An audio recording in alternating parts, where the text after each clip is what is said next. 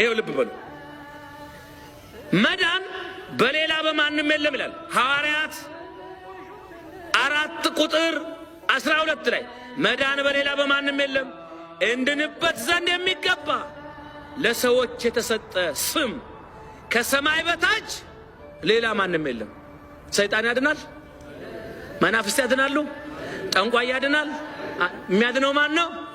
እግዚአብሔር ኢየሱስ ክርስቶስ አምላካችን የሚያድነው ይላል እሱ ብቻ ነው።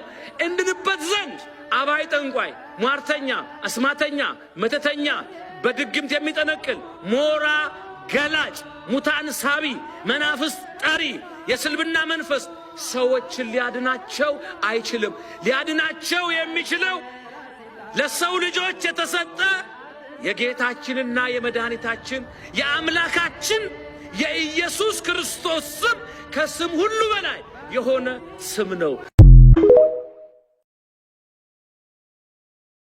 እመቤታችን ቤዛ አይደላችም። ቤዛ ልጇ ነው። አትደንግጡ። ቤዛ ልጇ ነው። ነይ ነይ ቤዛ ነሽ አሉ ለዓለም ተብሎ አይሰበክም። ቤዛ ተቀዳሚ ተከታይ የሌለው አንድ የእግዚአብሔር ልጅ ብቻ ነው። መጽሐፍ ቅዱስ አውጡ ዕብራውያን ምዕራፍ 9:11 ላይ ምዕራፍ 9:11 ላይ ምን ይላል?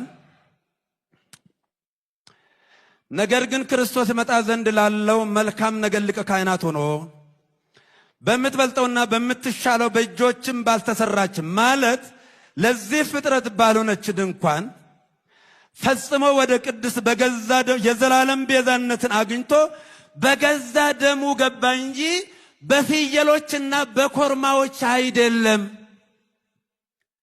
በፍየሎች በኮርማዎች አይደለም።